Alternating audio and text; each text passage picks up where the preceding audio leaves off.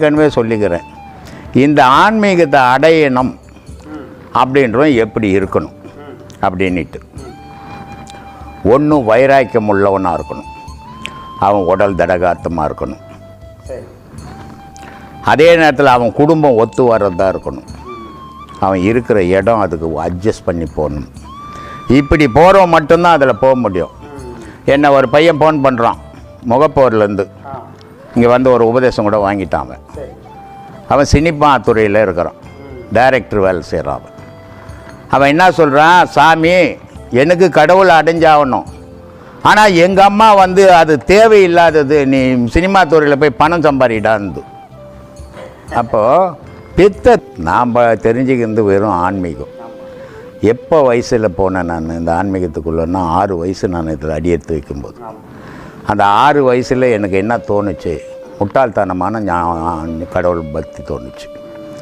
கடவுள் இருக்குதா இல்லையா, பொய் சொல்கிறாங்களா கோயிலெல்லாம் கட்டி வச்சுட்டு அப்படின்ற கேள்விகள் தான் எனக்கு எழுந்தது. ஆனால் எனக்கு அந்த வயசில் கேள்விகள் எழுந்து அதை ஆராய ஆரம்பித்தேன். இது இருக்குதா இல்லையா, உண்மையா பொய்யா அப்படின்னு இதை ஆராயும் போது என்ன போச்சுன்னா, என்னுடைய வாழ்க்கையை பற்றி நான் யோசிக்கல. ஏதோ போகிறோம் வரோம், ஒரு வேலை செய்கிறோம், ஏதோ சாப்பிட்றோம் போகிறோம், ஆனால் எனக்கு முழுக்க அது மேலேயே அந்த எண்ணங்கள் இருந்தது. இதை ஆராய்ஞ்சி அது இருக்குதா இல்லையான்றதை ஊர்ஜிதப்படுத்திக்கினேன், இருக்குது அப்படின்ட்டு. அன்னைக்கு வந்து நான் கேள்வி கேட்டுக்குன்னு தெரிஞ்சேன், கடவுள் இருக்குதா இல்லையா அப்படின்ட்டு. ஆனால் இன்றைக்கி பல கோடி பேருக்கு பதிலாக இருக்கிறேன் நான். அப்போது எனக்கு தெரிஞ்சது ஆன்மீகம் மட்டும்தான், கடவுள் வழிபாடு மட்டும்தான். உன் உடல் உபாதிக்கெல்லாம் நான் பொறுப்பு இல்லை. ஏன்னா நான் ஏற்கனவே சொல்லிக்கிறேன், இந்த ஆன்மீகத்தை அடையணும் அப்படின்றவன் எப்படி இருக்கணும் அப்படின்ட்டு. ஒன்றும் வைராக்கியம் உள்ளவனாக இருக்கணும், அவன் உடல் தடகாத்தமாக இருக்கணும், அதே நேரத்தில் அவன் குடும்பம் ஒத்து வர்றதாக இருக்கணும், அவன் இருக்கிற இடம் அதுக்கு அட்ஜஸ்ட் பண்ணி போகணும். இப்படி போகிறவன் மட்டும்தான் அதில் போக முடியும். என்ன ஒரு பையன் ஃபோன் பண்ணுறான் முகப்போர்லேருந்து, இங்கே வந்து ஒரு உபதேசம் கூட வாங்கிட்டான். அவன் சினிமா துறையில் இருக்கிறான், டைரக்டர் வேலை செய்கிறான்.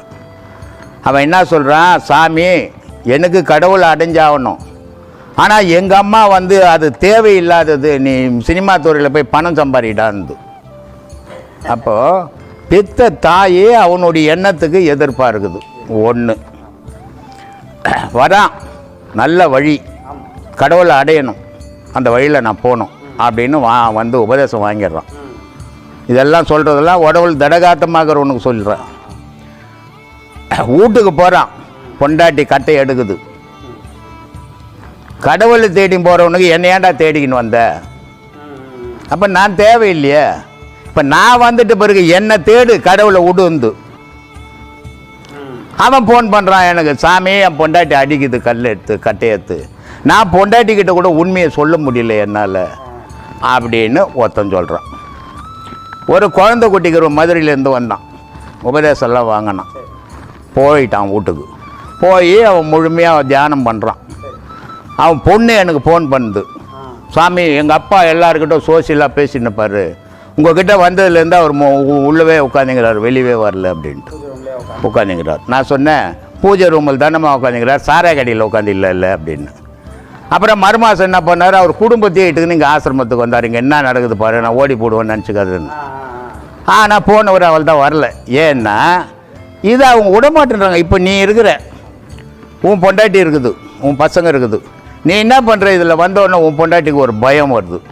ஆஹா இந்த ஆள் சம்பாதிச்சு 10 பைசா எடுக்காது நம்ம கையில் கொடுப்பான், இப்போ இதில் போய் பூந்துட்டான், இனி நம்ம கையில் துட்டு வராது, இவன் அந்த பக்கம் விடக்கூடாது, நம்ம பக்கம் பிடிச்சி போடணுன்ட்டு டெய்லி சண்டை.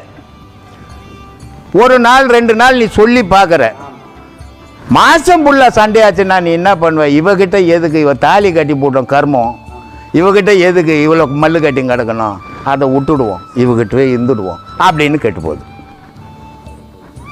இப்போ போய் நான் உன் பொண்டாட்டியை சரி பண்ண முடியுமா, வானாமா சண்டை போடாதுமா அவர்கிட்ட சொல்ல முடியுமா, ஓ போயா போயா கழுவா என் வாழ்க்கை இருக்குதா தெரியும்னுவா இல்லையா.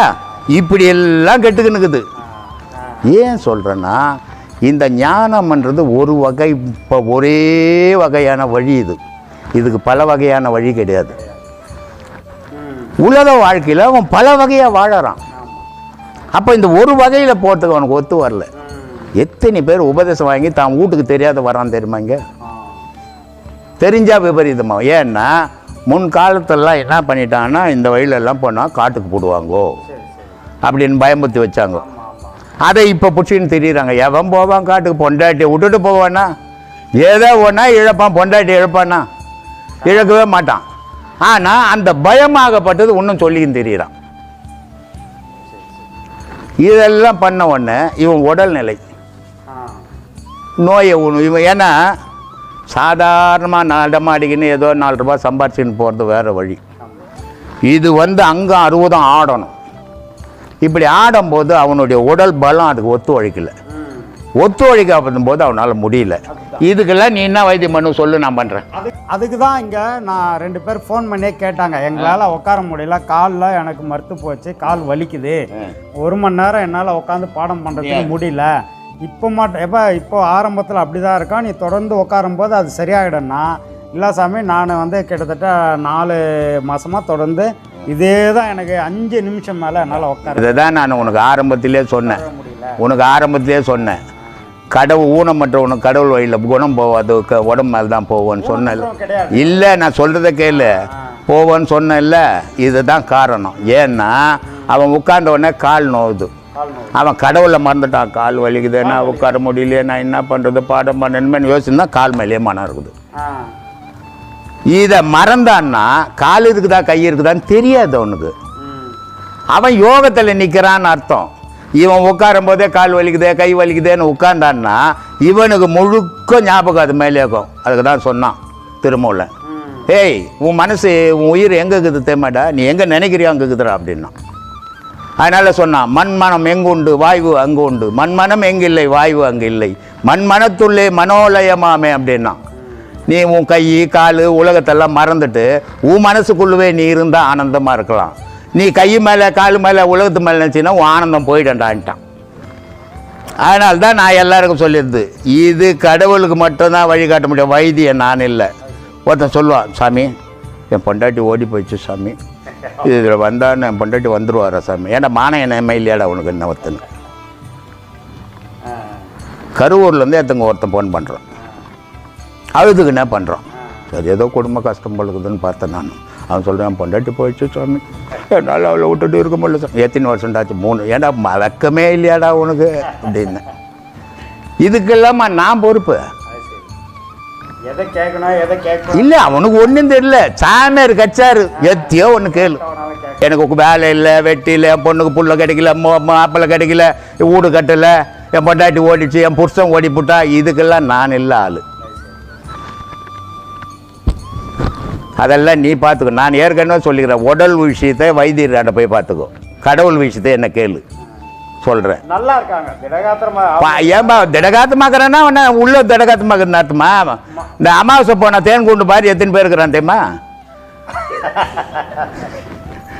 தேன் கூண்டு அமாவாசைக்கு முன்னே பார்த்தீங்கன்னா தலை தலை தலை தலைன்னு இருக்கும். அந்த 15 நாள் அது வெளியே போய் பூ மகரந்தம் எடுக்க முடியாது, மொத்தம் குச்சி போட்டு காலி கூடு இருக்கும். அது மாதிரி மொத்தத்தை தானம் பண்ணிட்டு ஒரு கூடை வச்சுன்னு சுற்றின்னு இருக்கிறவன் எவ்வளோ பேர் இருக்கிறான். நல்லா உடம்பு நல்லா இல்லாத மட்டும் செய்யலைன்னு நினச்சிக்காது. உடல் நல்லா இருக்குது, நிறைய டைம் இருக்குது, மனம் இல்லாதவனுங்க கோடி கணக்கில் இருக்கிறாங்க. அது நம்ம அவங்களுக்கு என்ன யாருக்குமே நீ ஒன்றும் பண்ண முடியாது. இவங்க உடல் இருந்தாலும் என்ன பண்ணுவ நீ? வைத்தியரா? ஐயா நீ வைத்தியரா?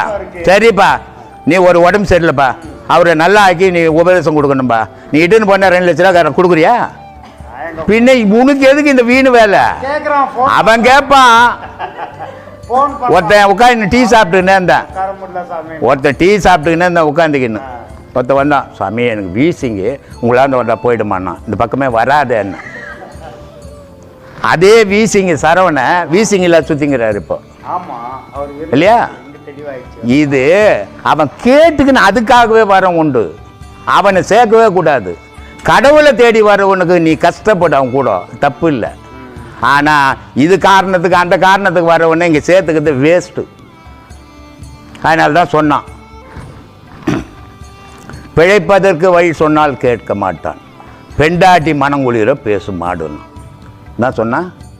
மாடு நான் மனுஷன் சொல்லல, இவன் மனுஷன் மாதிரி சுற்றிங்கிறான். இவன் சம்பாரிச்சின்னு போய் கிருஷ்ணமூர்த்தி எடுத்து போய் சாம்லா கிட்ட கொடுத்துட்டா சாம்லா சொல்கிற மாதிரி உலகத்தில் என் கனவா உன்ன மாதிரி கனவுனே இல்லையா. ஏன்னா மொத்தத்தையும் கொடுத்துட்டு நின்றுங்கிறான் பரதேசி மாதிரி. அதனால் அப்படி இருந்தால் நல்ல கனவன். நீ எவ்வளோ தான் போய் அவனுக்கு சொன்ன கூட அவன் கேட்க மாட்டான். அதனால சொல்கிறான், பிழைப்பதற்கு வழி சொன்னால் கேட்க மாட்டான், பெண்டாட்டி மனங்குளிர பேசும் மாடு. உன்ன மாதிரி கணவனே இல்லைன்னா அவன் உடம்பே அதுக்காக எடுத்தானான். பிழைப்பதற்கு வழி சொன்னால் கேட்க மாட்டானா. டேய் இது இல்லைடா உள்ளது, அது பிழைக்கணும், அதுக்கு வழி சொல்கிறேன் கேள்றேன்னா கேட்க மாட்டானா. அவன் சொல்கிறான், இப்படிப்பட்டவன் சேர்த்தால் தேட்டம் தேட்டம். அழப்பா இந்த மாதிரி சீடர்களை சேர்த்துக்காத, ஆசிரமத்துக்கு ஆபத்துன்றான். அவனே அப்பவே சொல்லிட்டான்.